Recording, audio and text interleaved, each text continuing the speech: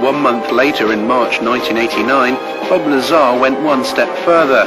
He decided to take his friends to the desert and show them a flying disc test. I remembered most of the days and times of testing.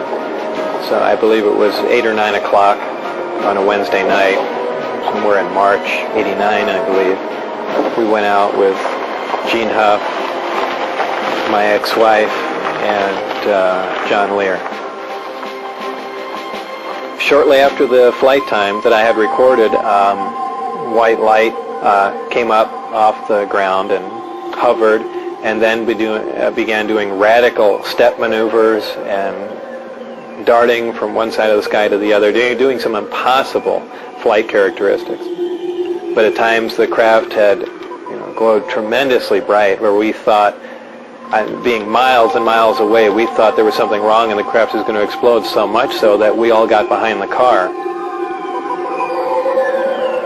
It actually came closer. It came down the mountain range toward us to where we could actually see it was elliptically shaped. It looked like something that, it's strange to explain. It looks like an explosion that starts to explode and stops and doesn't explode and dissipate. That's how bright the light is. Your brain interprets it as an explosion about to happen.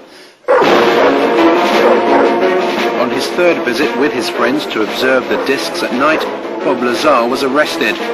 He was taken to an unknown location for interrogation and never returned to Area 51. They threatened my wife. They threatened to kill my wife. They said they'd stop at nothing. They said they thought they made that very clear. They couldn't believe that I had taken anyone out there to show them that, much less left with information like the flight test data, and wanted to know what else I had said, who else I had told specifically. Security agents from the OFI, the Office of Federal Investigation, had been witnessed doing random security checks at his house.